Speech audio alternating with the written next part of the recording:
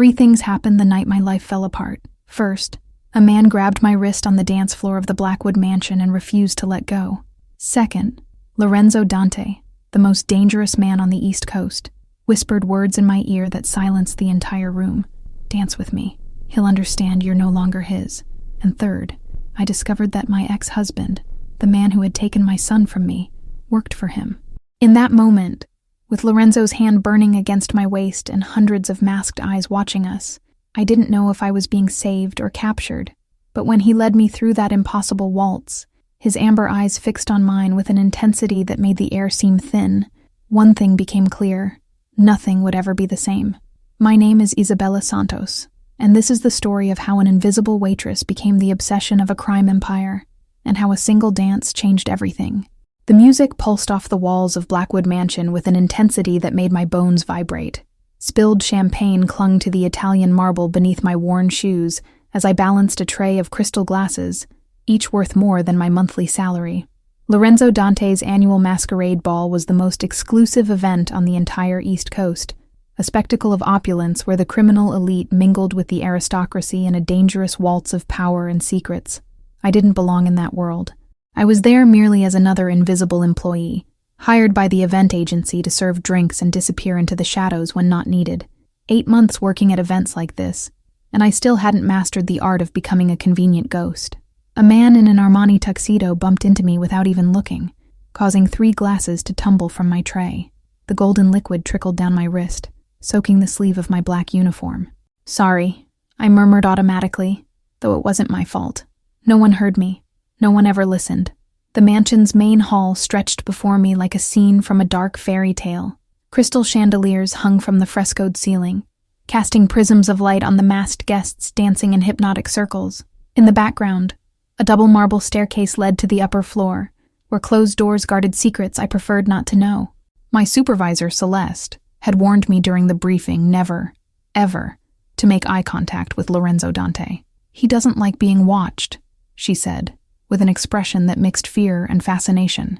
"If he notices you, lower your eyes immediately, especially tonight. This is his night. The night the true emperor of the East Coast underworld received his vassals." I'd only seen him once before, 3 weeks ago, at a smaller event at his club in town, just a glimpse through the crowd. A tall silhouette shrouded in absolute authority, surrounded by armed men and stunning women orbiting him like moons around a dark planet. My colleague Sophia called him Lorenzo the Ruthless. She whispered stories during our breaks about how he'd consolidated his empire at 32, absorbing rival territories with a mixture of calculated brutality and lethal charm. How those who betrayed him simply vanished. How his family had built a kingdom that made even politicians and judges bow their heads.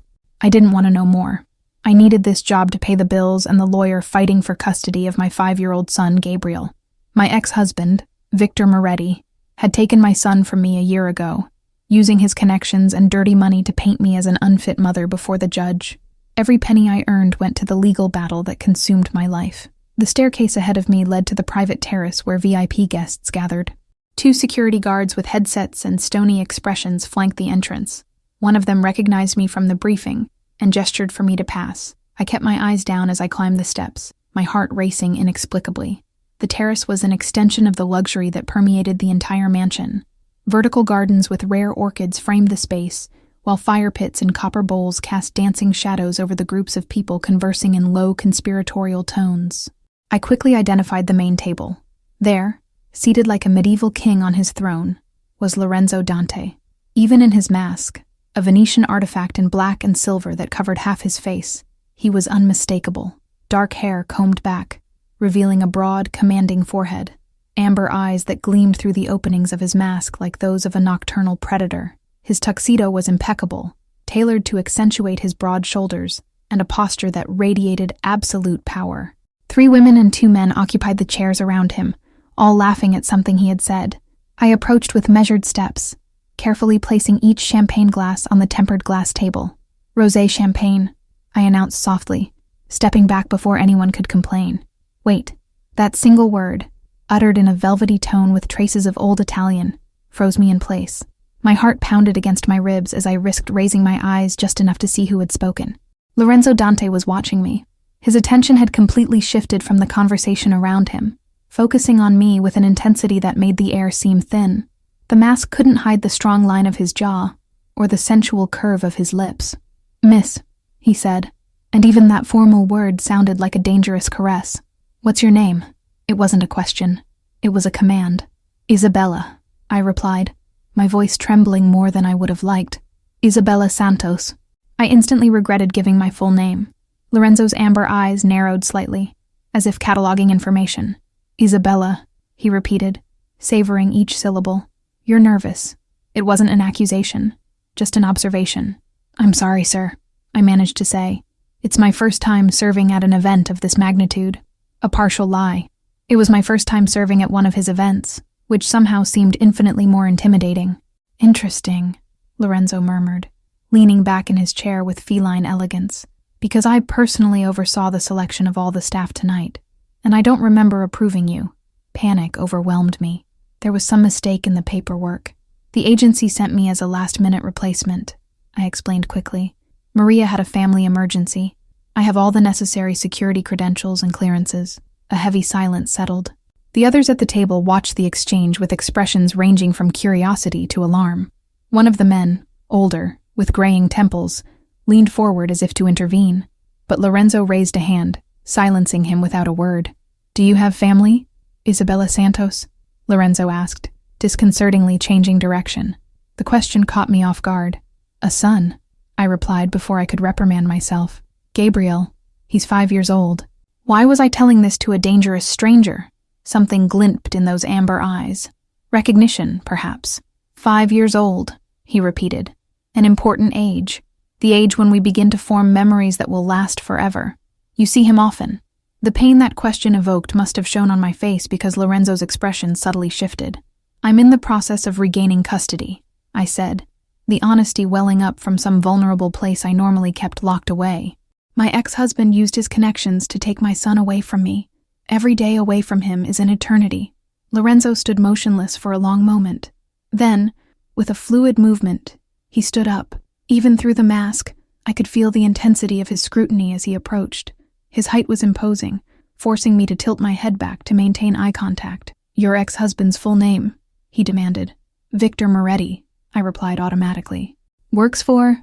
I hesitated, realizing too late the web I might be entangling myself in. "Works in imports." The smile that curved Lorenzo's lips was predatory. "Victor Moretti," he repeated, and there was something in the way he said the name that sent a shiver down my spine. "I know that name. He works for me, in one of my front operations. Or rather, he used to. He was recently reassigned to less sensitive duties after certain financial discrepancies. The world seemed to tilt beneath my feet. Victor worked for Lorenzo Dante. My ex-husband, the man who had destroyed my life, was part of this man's organization. "I didn't know," I whispered. "I had no idea." "Of course not," Lorenzo said, his voice softening slightly. "Men like Moretti are experts at keeping their wives, and ex-wives, in the dark. Protection, they say. Control is the reality." He reached out, and for a terrifying moment I thought he was going to touch me, but instead he took a champagne glass from my tray. His next words were directed to the others at the table. "Continue without me. I have matters to attend to." Then his gaze returned to me. "Isabella, you're coming with me." It wasn't a request. One of the bodyguards materialized beside me, taking my tray. Lorenzo was already walking away, expecting me to follow him. Every instinct screamed that this was dangerous, that crossing that threshold would be irrevocable. But the mention of Victor, the suggestion that Lorenzo knew my ex-husband, and perhaps had power over him, propelled me forward. We crossed the terrace to a side door that led to a private hallway. The walls here were paneled in dark wood and illuminated by bronze sconces that cast an amber glow. Portraits of stern men in period costumes watched us pass, all sharing Lorenzo's piercing gaze. His lineage, I realized. Generations of Dante who had ruled this territory before him. He stopped before a double door and opened it, revealing an office that was more a sanctuary of power than a workspace. Floor-to-ceiling bookcases filled with leather-bound volumes. A massive mahogany desk dominated the center. Behind it, a window overlooking the illuminated gardens of the estate. "Come in," Lorenzo said, and this time there was a touch of gentleness in his tone. The door closed behind us with a definite click. He moved to a sidebar, pouring 2 fingers of an amber liquid into a crystal glass. "Whiskey," he offered. Or would you prefer something milder? I don't drink on duty, I replied automatically, though my throat was dry. A smile touched his lips. You're no longer on duty. Your shift ended the moment you walked into this room. Technically, I should be working until midnight, I protested weakly. Lorenzo took a sip of his whiskey, studying me over the rim of his glass. Isabella, I'm going to be direct with you because time is something we both value. Victor Moretti is a thief and a liar. In the last few weeks, we've discovered he's been embezzling funds from my operations, small amounts he thought would go unnoticed. He was wrong. I swallowed hard. What are you going to do with him? The question came out as a whisper. Lorenzo put his glass down. That's up to you. My confusion must have been evident on my face because he continued. Victor has something you want, your son. I have something Victor wants, to stay alive and out of prison. Proposing a trade. You're proposing a trade, I said slowly, processing the implications. My heart was pounding so hard I was sure he could hear it. I'm proposing a mutually beneficial solution, Lorenzo corrected. You want Gabriel back? I do. He paused, considering his words. I want to make sure Victor understands the consequences of stealing from me. And I want. His amber eyes locked with mine, with an intensity that made my breath catch. To get to know you better, Isabella Santos. The last part was spoken with a gentleness that contrasted sharply with the transactional nature of his previous words. There was something more there, something vibrating in the air between us like a taut rope about to snap. Why? I managed to ask. Why would you bother helping me? You don't even know me. Not yet, he said, drawing closer until he was just a step away. But I recognize strength when I see it. I recognize someone who fights against impossible odds for what they love. It's a rare quality, especially in a world like mine where most bend at the first sign of pressure. His hand rose, and this time he touched, his fingers lightly brushing my cheek in a gesture that was both possessive and surprisingly tender. And when I saw you tonight, something inside me, something I thought had been dead for a long time, awoke. I should have backed away. I should have said no, recognized the obvious manipulation, the power imbalance. But the stark truth was that he was offering me exactly what I most desired in the world. And the attraction that pulsed between us, inconvenient and intense, could not be denied. What exactly are you proposing? I asked, my voice coming out hoarser than I intended. Have dinner with me tomorrow night, Lorenzo said. No masks, no pretenses, just the two of us, talking honestly. After that, I will take action regarding Victor. He will discover that his theft will have consequences, and that one of those consequences will be the loss of his illegitimate custody of Gabriel. My lawyer will receive evidence, irreproachable legal documentation, that will guarantee his victory. And in return, what do you want from me? The question hung in the heavy air between us. Lorenzo didn't answer immediately. Instead, his hand slid from my cheek to the nape of my neck, his fingers intertwining in my hair with a firmness that made me shudder. His company, he finally said. His honesty. The chance to discover if this connection I feel is real, or just another trick of loneliness and power. And if I say no, a sad smile touched his lips. Then you'll return to your work, and I'll return to mine. Victor will face consequences for his crimes regardless, but you and I will never know what could have been. The choice, Isabella, is always yours. Those words, spoken with such sincerity, broke something inside me. I had spent so much time being controlled, manipulated, diminished, that the offer of genuine choice was almost irresistible. Yes, I heard myself say, I'll have dinner with you. The smile that lit up Lorenzo's face transformed him completely. The mask still covered part of his features, but it couldn't hide the genuine joy that shone in his eyes. Then it's decided, he said, his hand still on the back of my neck, pulling me imperceptibly closer. And Isabella, his voice lowered to an intimate whisper. Thank you for trusting me, even if it's just for tonight. Before I could respond, before I could process the magnitude of what I had just agreed to, the office door flung open. A man rushed in, stopping abruptly at the sight of our proximity. Mr. Dante, he said, quickly recovering. Excuse me for interrupting, but there's a situation requiring your immediate attention. Lorenzo didn't immediately turn away. Instead, his eyes held mine for another lingering moment, a silent promise passing between us. Then he stepped back, his mask of authority returning to its place with an ease that spoke of years of practice. What happened? He asked the newcomer, his voice once again sharp and professional. Victor Moretti just arrived, the man said, his gaze gliding briefly to me before returning to Lorenzo. "He's asking to see you. He says he has urgent information about tomorrow's shipment." The silence that followed was thick with tension.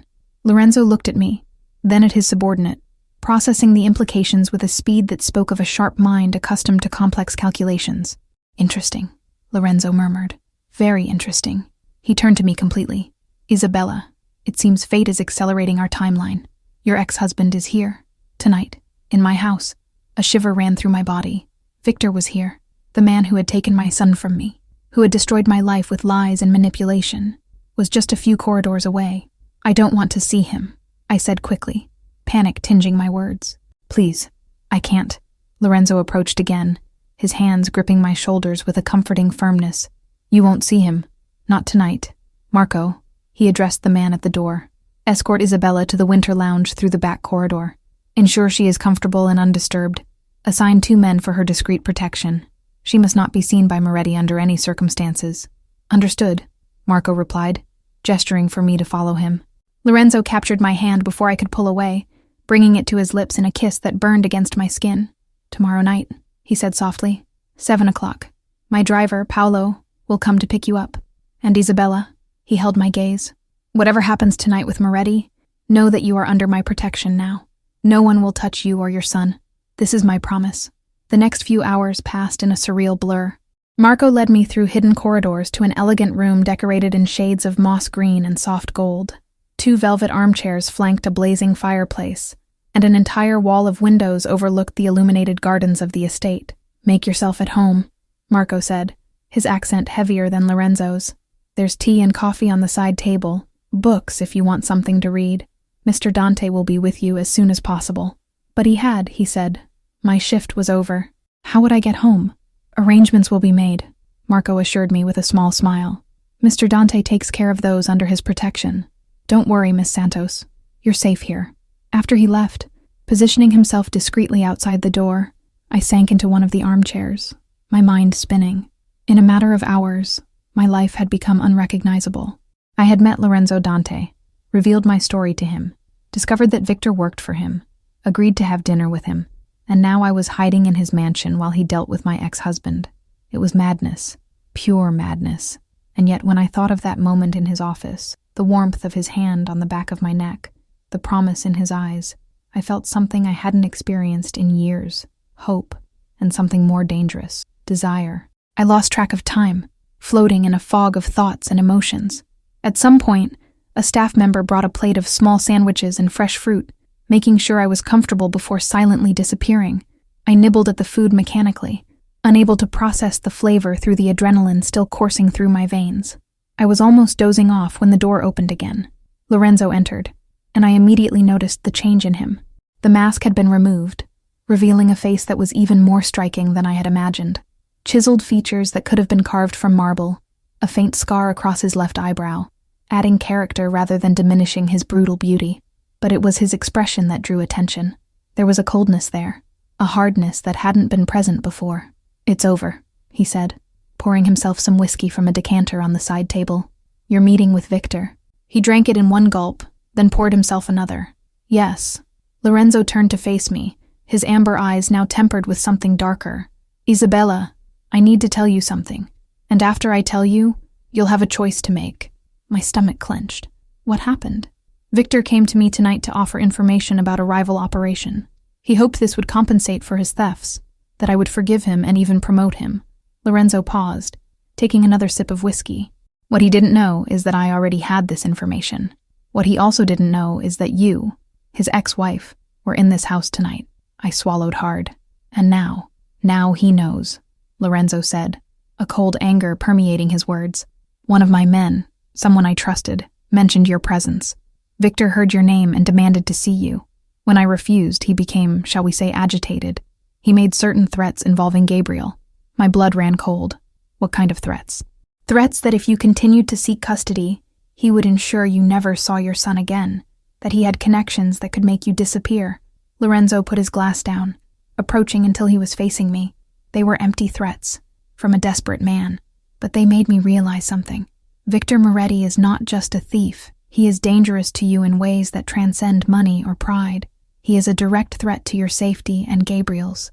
I stood up, needing to move, to do something with the nervous energy coursing through my body. So what do we do? What you did. Lorenzo watched me with an intensity that made every hair on my body stand on end. I gave him a choice. He could sign papers permanently relinquishing any custody claim over Gabriel, provide documented testimony of his own shortcomings as a father, and leave the country permanently. In exchange, I would forget his thefts and guarantee his safe passage to South America, where I have connections that would keep him under surveillance. The offer was too generous, suspiciously generous. And if he refused, then he would face the full consequences of his crimes against me, Lorenzo said, his voice dropping to a dangerous tone. And those consequences would be permanent.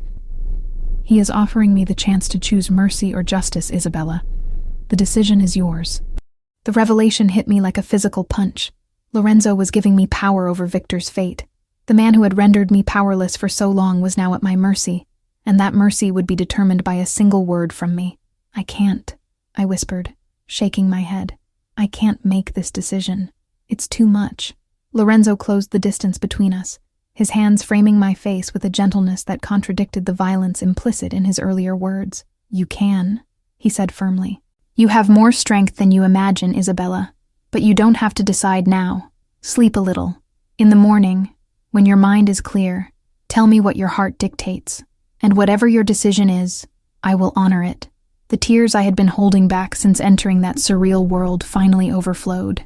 They wept for years of struggle, for the pain of being separated from Gabriel, for the impossible weight of the choice I now carried. Lorenzo pulled me against his chest, his arms enveloping me in an embrace that was simultaneously protective and possessive. Let it out, he murmured against my hair. You've been strong for too long. Here, with me, you can crumble. I don't know if I trust you, I admitted between sobs. I know, he replied, and there was a sadness in his voice, but I hope to earn that trust over time. We stayed like that for long minutes, my body trembling against his as years of pent-up emotion finally found release. When I finally pulled away, he had already produced a handkerchief, wiping my tears with a care that seemed bizarrely intimate coming from a man of his reputation. You'll stay here tonight, Lorenzo said, leaving no room for argument. There are guest rooms prepared in the East Wing. In the morning, we'll have coffee together and discuss the next steps. For now, rest. You've been on an emotional roller coaster. But Gabriel, I began. He's with Victor tonight. Not anymore, Lorenzo interrupted gently. I took the liberty of sending my men to fetch him. Gabriel is safe in a suite on this property with a highly qualified nanny. I wouldn't have you spend the night separated from him, not when he's so close. My son was here. Gabriel was in the same house, just a few halls away. The realization made me stumble. He's here, I repeated, barely able to process it. I can see him. Of course, Lorenzo said, his smile genuine and warm. Marco will take you to him. But Isabella, he gently held my arm as I began to turn. Don't tell him yet about the changes that are coming. Let him simply enjoy this evening with his mother. Tomorrow there will be enough time for explanations. I nodded, barely able to speak through the emotion that threatened to overwhelm me again. Thank you, I managed to whisper, for everything. Don't thank me yet, Lorenzo said, something indecipherable crossing his expression. We're just getting started, Isabella Santos, and the road ahead will be complicated, but I promise you won't walk it alone. The suite where Gabriel was decorated like a dream child's room, toys scattered across the soft carpet, a 4-poster bed adorned with stars that glowed in the dark, and walls painted with scenes of an enchanted forest. My son was sitting on the floor, building something elaborate with building blocks, his tongue sticking out in concentration, as it always did when he was focused. Mommy, he cried when he saw me, abandoning his project to run toward me. I caught him in midair, spinning him around as his laughter filled the space, and for a perfect moment, nothing else mattered. Not Lorenzo Dante, not Victor, not the impossible choices that awaited me. Only this moment, my son in my arms, safe and happy, and mine again. The nanny, a kind middle-aged woman named Rosa, quietly withdrew. I spent the next few hours simply existing in Gabriel's world. We finished his block construction, read 3 books, and finally I rocked him to sleep, singing the lullaby my own mother used to sing to me. When his eyes finally closed, his dark lashes resting against cheeks still round with baby fat, I felt my heart expand and break simultaneously. For you, I thought, stroking his soft curls, I would do anything, including trusting a dangerous man who had entered my life like a hurricane. The morning arrived bright and relentless through the curtains of the guest suite, where I had finally collapsed near dawn. Someone had provided clothes for me, a simple but elegant navy blue dress that fit perfectly, along with toiletries and everything else I might need. After getting ready, I followed the instructions I found on a note written in firm, masculine handwriting. Breakfast would be served in the solarium at 9 a.m. I found my way guided by discreet signs and a silent employee who appeared at strategic moments to point out directions. The solarium was everything the name suggested, a space bathed in morning sunlight, with glass walls offering panoramic views of the gardens. Lorenzo was already there, seated at a table set for two. He stood when I entered, coming to meet me. "Good morning," he said, and his voice was softer in the daylight, less dangerous somehow. "Did you sleep well?" "Considering the circumstances, I slept surprisingly well," I admitted. Gabriel spent the whole night talking about the magical room and the nice lady who gave him cookies. Lorenzo's smile was genuine. "Rosa is magical with children. She raised my nephews. Please sit down. I'd like coffee, orange juice." Both, I replied, settling into the chair he pulled out for me. The meal that followed was surreal in its normalcy. We talked about mundane things, my previous jobs, his travels through Italy, books we'd both read, music we loved. It was as if we'd entered a bubble separate from reality, where he wasn't a crime boss and I wasn't a desperate mother making impossible deals. But eventually, reality intruded. Lorenzo cleared his throat, setting his coffee cup aside. "Isabella, we need to discuss your decision about Victor." I took a sip of my own coffee, using the moment to organize my thoughts. During the sleepless hours of the previous night, I had wrestled with the issue from every angle. "I want him to accept your agreement," I said finally, keeping my voice firm. "I want the custody papers signed, the testimony documented, everything. But I don't want—" I paused, finding the courage to articulate the rest. "I don't want him dead. I want him to live knowing he lost, that his actions had consequences, but that even so, I received mercy he never showed me." Lorenzo studied me for a long moment, something like admiration warming his amber eyes. "You are remarkable," he said softly. "Stronger and more compassionate than most could be. It will be done exactly as you wish. Victor Moretti will leave this country by the end of the week. The custody papers will be with his lawyer by tomorrow, and you, Isabella, will be free." Free. The word hung in the air between us, laden with possibility. Free from Victor. Free from the legal battle that had consumed my life. But looking at Lorenzo, feeling the magnetic attraction that pulsed between us even now, in the plain light of day, I wondered what new complications I was accepting. As if reading my thoughts, Lorenzo reached across the table, his palm facing upward in offering. "You still owe me dinner," he said, a touch of humor softening the intensity. "Tonight, as promised. No emergencies, no interruptions. Just you and me, getting to know each other properly." I placed my hand in his, feeling the warmth of his skin against mine. "Just the two of us," I agreed. "And maybe we'll start to figure out what this is."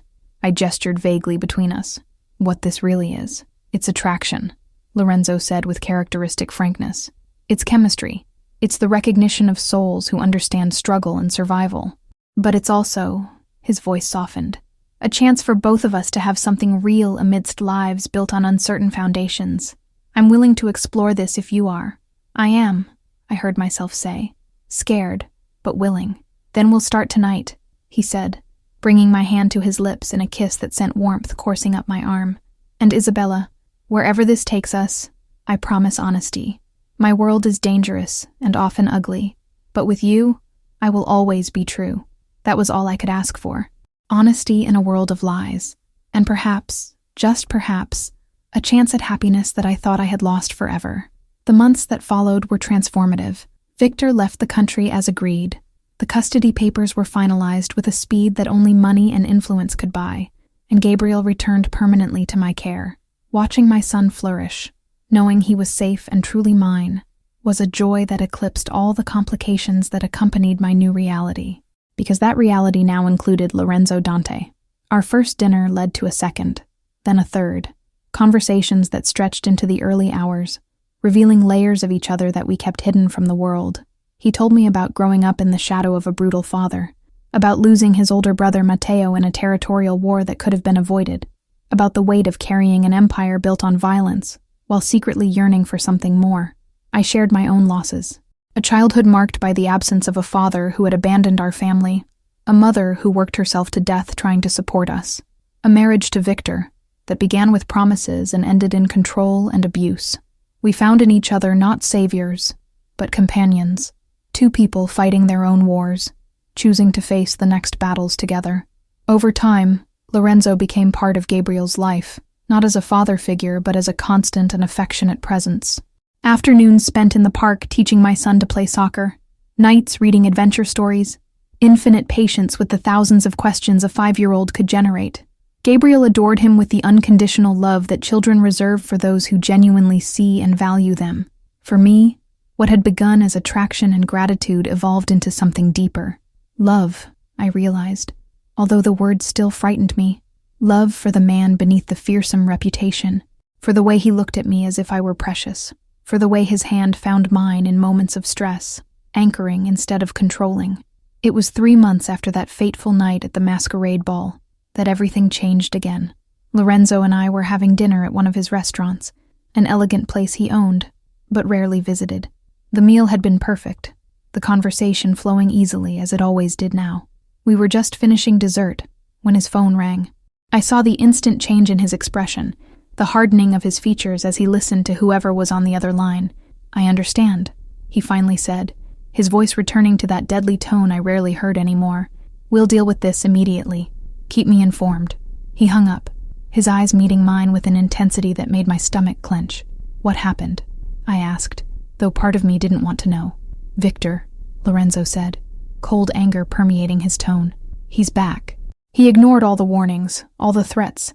He's in town and, according to my informants, he's asking questions about you and Gabriel." Fear washed over me, chilling my blood. "He can't," I began. "The papers, the custody."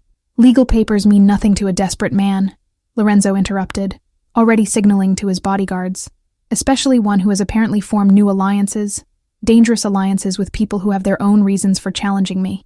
"He's using you and Gabriel as ways to get to me." "What do we do?" I asked, forcing my voice to remain calm despite the panic threatening to consume me. Lorenzo held my hands across the table, his warm, firm palms against my cold, trembling ones. "First, you and Gabriel go to a safe place. I already have a property prepared, isolated and guarded. You will stay there until this is resolved. And Victor," Lorenzo's expression left no room for misunderstanding. "He made his choice in returning, in threatening what is mine. The consequences will be definitive this time." The possessiveness in his words should have alarmed me, but instead, I felt a wave of relief. Lorenzo would protect Gabriel. He would protect me, and he would do whatever was necessary to ensure our permanent safety. "All right," I said, surprising myself with my own calm. "We'll do whatever you think is best. But Lorenzo," my eyes held his, "finish this. Whatever it takes, finish this, so we can live without looking over our shoulders." Something gleamed in those amber eyes, a promise, or perhaps even love. "It will be finished," he said with absolute conviction. And then, "Isabella Santos, if you still accept me, we will make this, us, something permanent. You and Gabriel deserve a real home, and I've discovered that I deserve the redemption you represent." The safe house was actually a villa hidden in the mountains, accessible only by a private road that snaked through dense forests. It was beautiful in a rustic way, all stone and reclaimed wood, with enormous windows offering views of mist-covered valleys. Gabriel found it an adventure, exploring every corner with childlike enthusiasm, while I tried not to think about what Lorenzo might be doing back in the city. Rosa had come with us, along with 4 guards who discreetly patrolled the perimeter. For 3 days, we lived in a kind of suspended limbo. I did my best to keep Gabriel entertained, to pretend it was just a special vacation. But at night, when my son slept, I would stand at the windows watching the road, waiting for headlights that would announce Lorenzo's return. He called twice a day, brief conversations where he assured me he was okay, that things were progressing, but I could hear the tension in his voice, feel the weight of whatever he was facing. On the 4th night, the headlights finally appeared. I ran to the door, my heart racing. as Lorenzo's car pulled up in the driveway. He emerged looking exhausted but whole, his eyes meeting mine across the distance with a relief that mirrored my own. "It's over," he said when he reached me, his hands framing my face. "Victor made a stupid move, tried to steal information about our location from one of my men. It's over." He hesitated.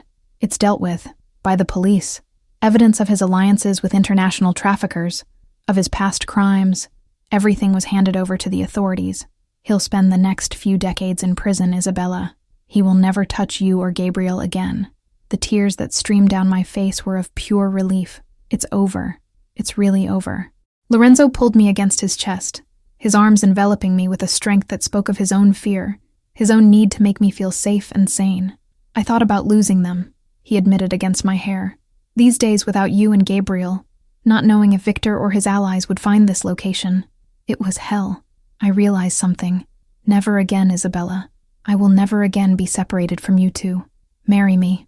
The words were spoken without ceremony, without bent knees or elaborate rings, but they carried a weight that no traditional proposal could match. Lorenzo pulled back just enough to look me in the eyes, raw vulnerability etched on every line of his face. "Marry me," he repeated. "Not because you owe me something, not out of obligation or gratitude, but because in these last few months you have become my anchor, because Gabriel already has my heart as completely as you do, because I want to build something real and lasting with you both. A family, not built on lies or control, but on choice and love." Yes, I heard myself say, the word emerging without hesitation. "Yes, Lorenzo, I will marry you." The kiss that sealed our promise was unlike any other we had shared. It was celebration and relief, passion and tenderness, the culmination of months of building trust and breaking down barriers. When we finally parted, we were both breathless, smiles lighting up our faces despite the tears. "Let's tell Gabriel in the morning," Lorenzo said, intertwining his fingers with mine, "and then we'll start planning our future, together." A year later, I stood before the windows of the mansion we now called home, watching Gabriel play in the gardens under Rosa's watchful gaze. My son had grown inches, his laughter more frequent, his confidence blossoming in the stable and loving environment Lorenzo and I had created. The journey had not been without challenges. Navigating the complexities of Lorenzo's world, finding my place within it while maintaining my own identity, had required constant compromise and communication. But he had kept every promise: honesty, partnership, the love that had grown between us until it was as fundamental as breathing. I turned my attention to the document in my hands, a letter from an art gallery in Manhattan, offering to exhibit my collection of paintings. Lorenzo had encouraged my return to art, converting an entire wing of the mansion into a light-filled studio where I could create. The paintings that emerged were different from my previous work, darker, more honest, capturing the complexities of redemption and second chances. And now, someone wanted to exhibit them, to share them with the world. Good news. Lorenzo's deep voice sounded behind me, his arms around my waist as he looked over my shoulder at the letter. I knew this would happen. "Your talent is undeniable, Mia Cara. Impossible to ignore." I leaned against his chest, feeling the steady beat of his heart against my back. "None of this would be possible without you," I said. "Without that night. Without you seeing something in me that I didn't see myself." Lorenzo spun me around in his arms, his amber eyes meeting mine with an intensity that still made my heart race. "I just removed obstacles," he corrected. "The strength, the talent, the capacity to love so completely, that was always you, Isabella. I was just lucky to be the recipient." Our kiss was interrupted by a small voice calling out, "Daddy Lorenzo, Mom, come see what I found." Gabriel was waving enthusiastically from near the rose bushes, something small cupped in his hands. We exchanged a smile, then hand in hand we crossed the house to join our son. As we walked, I thought about the journey that had brought me here, from the invisible waitress at the masquerade ball to Lorenzo Dante's wife, recovered mother, reborn artist. It had been a transformation born not of magic, but of choices. The choice to trust when all instincts screamed caution. The choice to accept help when pride demanded self-sufficiency. The choice to love again when fear advised isolation. Looking at Lorenzo, seeing the genuine love in his eyes as he bent down to examine Gabriel's discovery, I felt profound gratitude for second chances, for unlikely loves, for families chosen and built instead of simply inherited. "Dance with me," Lorenzo had whispered that night in his office, a promise and a challenge, and I had accepted, allowing him to lead me away from the past that imprisoned me and toward a future we built together. The mansion behind us, the gardens before us, and our son between us, feeling the familiar warmth of his body, the woody scent of his cologne that I now associated with safety and home. Lorenzo pulled me against his chest, his lips brushing my forehead in a gesture that was simultaneously protective and possessive. "You've finished the collection," he observed, his eyes sliding to the sketchbook I'd left on the side table. "I can see." I hesitated for a moment, then picked up the sketchbook and opened it to the page I'd been saving, the one that showed not the lake or the mountains, but a portrait of him, captured in an unguarded moment during his last visit, when he had stood on the edge of the terrace watching the sunset, something vulnerable and human in his expression that he rarely showed to the world. "You see me like this," he said softly, his fingers tracing the lines I had drawn so carefully, "like someone worthy of art." "I see you as you truly are," I corrected gently. "Not the Mafia boss, not the feared man, the man who kept every promise he made to me, who gave my brother his health back, who gave me my father back, despite all the complications, the man who dances with me even when there's no music." His amber eyes shone with emotion he didn't try to hide. "Isabella Santos," he said, and the way he pronounced my full name, with that Italian accent that made each syllable sound like a caress, sent shivers down my spine. "I have something to ask you." My heart raced as he reached into the inside pocket of his jacket, pulling out a small, dark blue velvet box. But before I could process it, before I could breathe, voices erupted from the house behind us. "Daddy Lorenzo!" Gabriel shouted, running across the terrace with the boundless energy of a 6-year-old. "Grandpa David said you were going to teach me that chess trick." Lorenzo put the box away with an amused grin, bending down to catch Gabriel in a hug that made my son squeal with delight. "Oh yes, the Italian gambit," he said, tossing Gabriel over his shoulder with ease. "But first, you finished your homework like you promised your mother." Gabriel made an exaggerated face. "Math is boring, but it's also necessary," I said firmly, stealing a kiss on my son's cheek. "Go finish your exercises, then you can have your chess lesson. And maybe," Lorenzo added with a conspiratorial wink to Gabriel, "if you're really good, we can all go to the village for gelato after dinner." The next few hours passed in the sweet domestic routine that had become our new normal. Dinner around the large wooden table in the villa's dining room, Jay and our father debating politics, while Gabriel chattered about his school in the village, Lorenzo and I exchanging glances across the table, talking about conversations not yet concluded. After Gabriel was tucked into bed, after Jay and our father retired to their respective suites, Lorenzo met me again on the terrace. Night had fallen, stars dotting the sky like diamonds on black velvet. "Now," he said, taking my hand and guiding me to the stone parapet overlooking the lake. No interruptions, no audience, just the two of us. His hand reached for the box again, this time pulling it out completely and opening it to reveal a ring that stole my breath. It wasn't ostentatious or excessively large, but perfect. An emerald surrounded by tiny diamonds, the deep green hue reflecting the moonlight like the lake itself below us. "I know we're still finding our way," Lorenzo began, his voice unusually hesitant. "I know there are scars that are still healing, trust that is still being built, but in the last 6 months, you have become the center of my world, Isabella. You and Gabriel, your strength, your compassion, the way you transformed my empty house into a home." He paused, his amber eyes holding mine with an intensity that took my breath away. "I'm not asking for an immediate answer. I'm simply asking you to consider spending the rest of your life by my side, as my partner, my equal, my wife." Tears blurred my vision as I reached out my hand, watching him slide the ring onto my finger with hands that trembled slightly, betraying his own emotion. "Yes," I managed to whisper through the emotion that threatened to overwhelm me. "Yes, Lorenzo, I will marry you." The kiss that sealed our commitment was unlike any we had shared before. It was promise and celebration, passion tempered with tenderness, the culmination of months of carefully building something real and lasting amidst the unlikely foundations of our lives.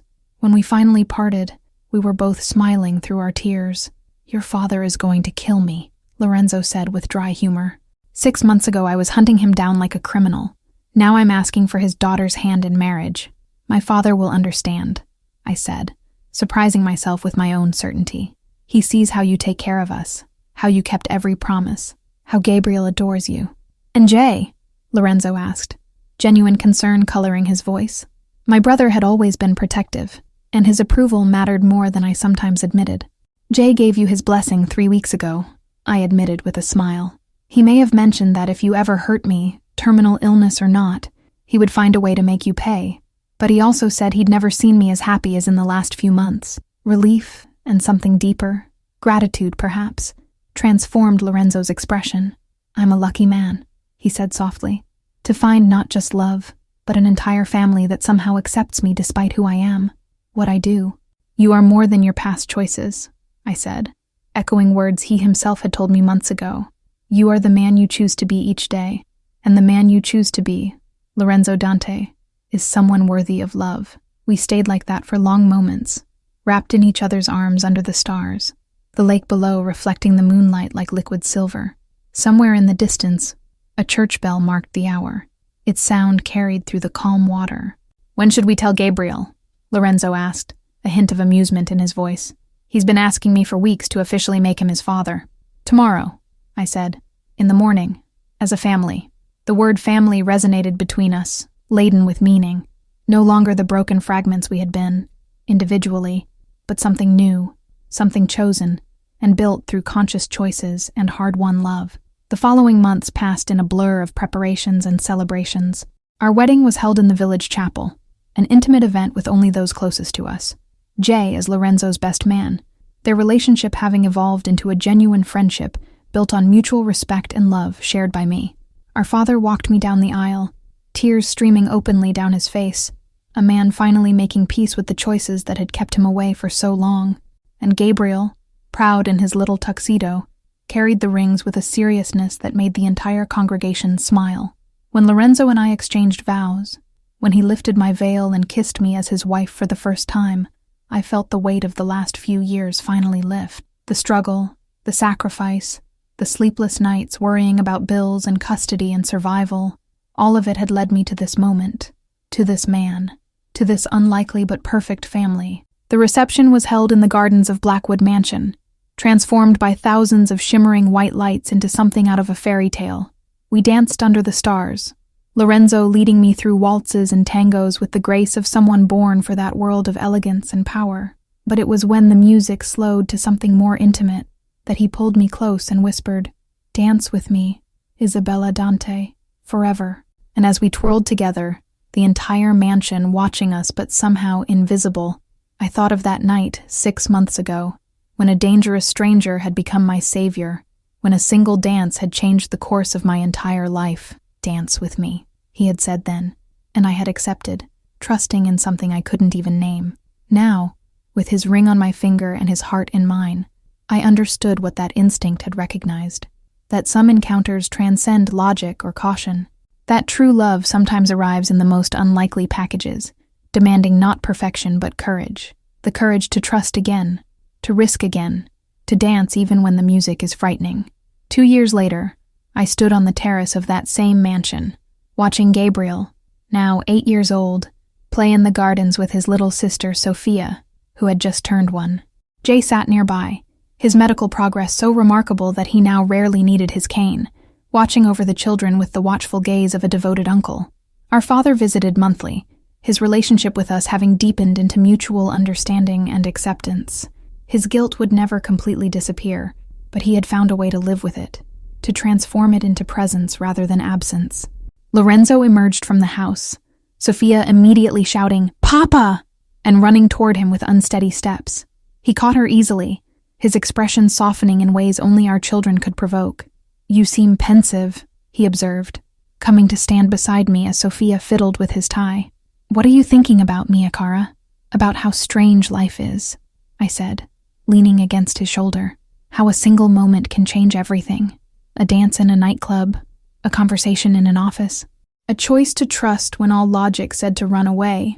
Regretful?" he asked, though his tone was light. I could sense the genuine curiosity beneath him. "Never," I said with absolute conviction. "Not for a second." His arm wrapped around me, pulling me closer as we watched our children play, our family gathered together. "And when you think about the future," he asked, "what do you see?" "I see this," I replied simply, gesturing to encompass the gardens, the children, the mansion that had become our home. I see art and love. I see Gabriel growing strong and confident. I see Sophia learning she can be anything she chooses to be. I see Jay healthy and happy. I see my father finally at peace with his choices. And I see you and me, Lorenzo, still dancing together when we're old and gray, still choosing each other every day. Lorenzo turned my face to his amber eyes warming with emotion he no longer tried to hide from me. This, he said softly, is the most perfect future I could imagine. And as he kissed me there on the terrace, Sophia laughing in his arms and Gabriel shouting for us to watch his latest acrobatic trick, I knew with absolute certainty that I had found my place. Not just in the mansion or the gardens, but here, in this moment, with this man and this family we had built together from the broken fragments of our past lives. Dance with me, he had whispered that fateful night, and the entire mansion had fallen silent. Now, years later, we were still dancing, no longer under the weight of danger and uncertainty, but in the light of the love we had chosen to cultivate. An endless waltz through the days and nights of a shared life, each step a renewed promise, each turn a celebration of the improbable journey that had brought us together. And on quiet afternoons, when the children dozed and the house was silent, I sometimes returned to that night at the masquerade ball. The invisible waitress who had become irreplaceable, the broken woman who had found healing, the desperate mother who had recovered her son and gained an entire family in the process.